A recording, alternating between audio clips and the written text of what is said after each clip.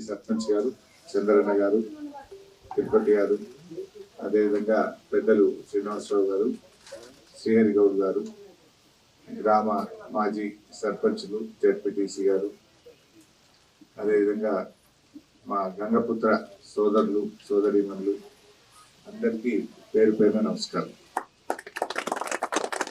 చాలా సంతోషం. ఇవాళ అమ్మవారి వార్షికోత్సవాన్ని చాలా అద్భుతంగా రాఘవాపూర్ గ్రామంలో జరుపుతా ఉన్నారు. ఈరోజు కేసీఆర్ గారు ప్రభుత్వం వచ్చిన తర్వాత మత్స్యకారుల జీవితాల్లో కొత్త వెలుతురుని తెచ్చింది కేసీఆర్ ప్రభుత్వం.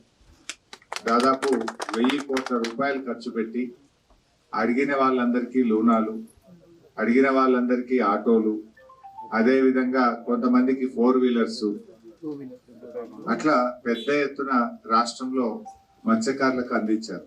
లోనాలు కావచ్చు, ఆటోలు కావచ్చు, 4 వీలర్స్ కావచ్చు. ఒక రాఘవాపూర్ గ్రామానికే 70 బండ్లు వచ్చినాయి.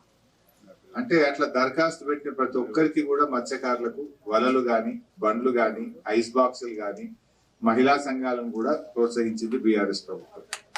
చెరువులన్నీ మిషన్ కాకతీయ కింద బాగు చేసి, అప్పుడైతే పాత రోజుల్లో ఒక తూము సక్కకుండా పో, ఒక అలుగు సక్కకుండా పో, ఎన్నడన్నా 10 ఏళ్ళకి నీళ్లు ఇస్తే కూడా కిందికెళ్ళి కారిపోతుండే. కానీ మిషన్ కాకతీయ కింద చెరువులు బాగా చేసి, చెరువులను ప్రాజెక్టులతో అనుసంధానం చేసింది. కాలమైనా కాకపోయినా కాళేశ్వరం నీళ్లతో రాఘవాపూర్ పెద్ద చెరువు నింపుకున్నాం. ఇలా యాసంగి పంట అయిపోయినాక కూడా చెరువు నిండుకున్నది. యాసంగి పంట అయిపోతే ఏమైనా ఉంటాయి, అసలు చుక్క ఉన్నాయి చెరువులో. ఒకప్పుడు ఇదే రాఘవాపూర్ లో బతుకమ్మ పండుగ నాడు బతుకమ్మలు వేయాలంటే ట్యాంకర్ తోని బొంద తీసి నీళ్లు పోసి అలా బతుకమ్మలు వేసిన రాఘవాపూర్ పెద్ద చెరువు. కానీ ఇవాళ అదే రాఘవాపూర్ పెద్ద చెరువు ఎండాకాలంలో కూడా నిండు కుండలెక్క ఉన్నది. అంటే ఇది బీఆర్ఎస్ ప్రభుత్వం కేసీఆర్ చేసిన కృషి కాదు. కొంతమంది మూర్ఖులు హైదరాబాద్ లో మాట్లాడుతుంటారు, కళ్ళుండి చూడలేని వాళ్ళు, చెవులుండి వినలేని వాళ్ళు మాత్రమే అట్లా మాట్లాడతారు. ఆ ఉత్తమ్ కుమార్ రెడ్డి మరి జ్ఞానం ఉందా లేదా నాకైతే అర్థం కాదు. ఆయన మాట్లాడుతూ నేను ఎక్కడ సూర్యాపేటలో మాట్లాడి ఏమంటాడు, కాళేశ్వరంతో 1 ఎకరం పారలేదు, మరి రాఘవాపూర్ పెద్ద చెరువు నిండింది ఎట్లా, పారింది ఎట్లా, ఇంకేమైనా బుర్ర ఉన్నదా లేదా? రంగనాయక సాగర్ కాళేశ్వరంలో భాగం కాదా? రంగనాయక సాగర్ నిండింది నిజం కాదా? రంగనాయక సాగర్ నీళ్లు రాఘవాపూర్ పెద్ద చెరువులకు వచ్చింది నిజం కాదా? మల్లన్న సాగర్ నీళ్లు వచ్చింది నిజం కాదా? మరి ఆ నీళ్లు రాకపోతే అది కాళేశ్వరం రేఖ ముందు వచ్చినాయా? మరి ఎప్పుడైనా వచ్చినాయా? మరి ఆ కాంగ్రెస్ వాడికి బుద్ధి ఉందా, జ్ఞానం ఉందా నాకైతే అర్థమైతలేదు. వాడు ఏమంటాడే, కాళేశ్వరం లేకుండానే మొత్తం పంట పండిందట. కాళేశ్వరం లేకపోతే గింత పంట రాఘవాపూర్ లో వండునా? ఈ పంట వండేదేనా? ఈ నీళ్ళు వచ్చేదేనా? మరి వాడికి ఏం చెప్పాలి? వాడికి సోయి ఉందా, సోయి లేదా? అబద్ధం ఆడితేనే అక్కచెట్టని ఉండాలి. ఏమనుకుంటారు టీవీలో చూస్తే, అరే కాళేశ్వరంతోనే నీళ్లు వచ్చే ఇంత మంచిగా పంట వండే బతకబట్టి మన వీళ్ళు అనుకుంటున్నారు. మరి వాడు బుర్ర జ్ఞానం లేనట్టు అసలు కాళేశ్వరం లేనే లేదు, పంట వండనే లేదంటే మరి ఏం చేయాలి? వాళ్ళకు అన్నం తింటురా, పెండ తింటురా? ఇలా ఆలోచించాల్సిన అవసరం. బట్ ఏది ఏమైనా ప్రజలకు అన్ని తెలుసు. ఇలా కేసీఆర్ ఉన్నప్పుడు ప్రతి ఏడాది చెరువు నిండా చేపలు పోసిండు. పెద్ద పెద్ద ప్రాజెక్టులలో చేపలు పోసిండు, రొయ్య పిల్లలు కూడా పోసిండు. కాంగ్రెస్ వాళ్ళు వచ్చి ఇంకా చేపలు పోసిరా? అసలు 1 రూపాయి సాయం మా మత్స్యకారులకు అయిందా అని నేను అడుగుతున్నా. 1 పైసా గంగపుత్రులకు సాయం అయిందా అని నేను అడుగుతున్నా. కేసీఆర్ ఉంటే ఇంత చెరువులు మంచిగా చేసిండు, నీళ్ళు వచ్చేటట్టు చేసిండు, చేప పిల్లలు పోసిండు, లూనాలు ఇచ్చిండు, బండ్లు ఇచ్చిండు, వలలు ఇచ్చిండు, ఇంత బతుకుదేరు చూపిండు కేసీఆర్. ఆ రేవంత్ రెడ్డి అంటాడు, మేము చేపలు ఏం బర్రెలు ఇవ్వమంటుండే. మరి ఏమిస్తావు? నువ్వు మాత్రం తింటావు, నువ్వు మాత్రం తింటావు. ఇవాళ బంద్ పెట్టిండు మొత్తానికి. ఇవాళ బతుకుదేరు నాగం చేసే పరిస్థితి తెచ్చింది కాంగ్రెస్ ప్రభుత్వం. అరే ఊళ్ళల్లో పోతే చేతులలో పైసలు లేవు. ఇంతకు ముందు వానకాలం రైతు బంధు పడుతుండే, యాసంగి రైతు బంధు పడుతుండే, టైం మీద పైసలు పడుతుండే.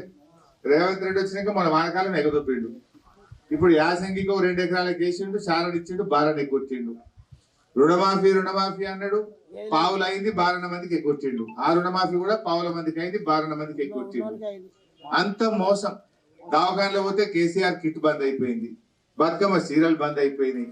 ముసలోళ్ళ పింఛన్ 4000 అన్నాడు, మధ్యలో 2 నెలలు ఎగ్గొట్టిండు. ఇచ్చింది లేదు కానీ పాత పింఛన్ కూడా 2 నెలలు ఎగ్గొట్టిండు. ఇవాళ ఈ రకంగా ప్రజలను కోసగుచ్చుకుంటున్నారు. ఓ హైడ్రా పెట్టి కథ పెట్టి ఇలా భూముల ధరలు పడిపోయినాయి. కేసీఆర్ ఉన్నప్పుడు సిద్దిపేట రాఘవాపూర్ అంతా కలకల్లాంటిది. 40-50 అడుగుతాయా నేను చెప్పు అన్నారు. ఇప్పుడు అదే ఇంకా లగ్గమున్నదిరా పిల్లది 25 కింద 30 కింద అంటే వద్దు వద్దు నాకు పట్టదంటు అంటుడా ఆగమైంది. అదే అంటే ఇవాళ కేసీఆర్ లేని లోటు ప్రజలు గమనిస్తున్నారు. గమనించారా లేదా? ఏం నష్టపోయినామో కేసీఆర్ లేకపోతే అర్థమవుతుందా? ఏం పోయిందో తెలుసుకుంటున్నామా లేదా? ఈ రకంగా ఇవాళ జరుగుతా ఉంది. మీకు కూడా రాఘవాపూర్ లో మా గంగపుత్రులు ఏది కోరినా చేసినారు. మంచి కమ్యూనిటీ హాల్ కానీ మీ చెరువు కానీ ఇవాళ ఈ గుడిలో మొత్తం సీసీ వేయమంటే సీసీ కానీ కట్ట మీద అసలు ఎక్కడైతే కట్ట మీదకి రావాలంటే అంత సర్కార్ తుమ్ముంటుండే.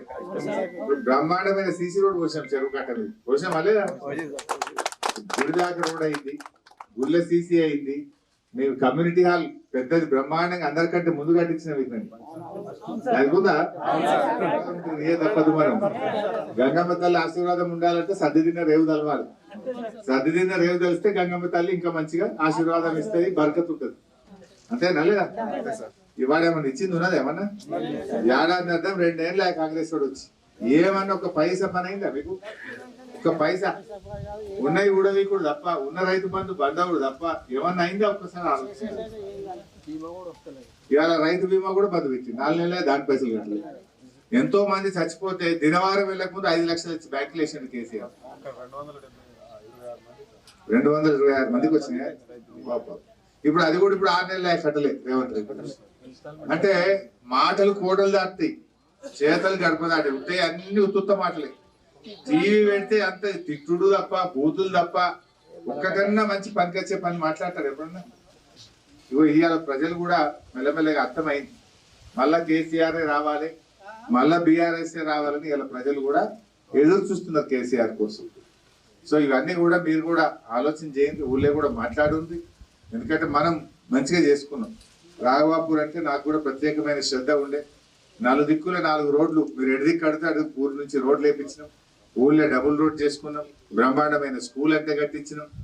ఏది కావాలన్నా మీకు ఎప్పుడు కాదనకుండా పెద్దలు శ్రీనివాసరావు గారు ఎప్పుడు నా ఎంబడబడేది. ఖచ్చితంగా ఈ పని కావాలంటే వారంటే మాకు ఎంతో గౌరవం. వారి మాట ప్రకారం ఏది కోరినా ఈ ఊరిని అభివృద్ధిలో చక్కగా ముందుకు తీసుకొని పోయినాం.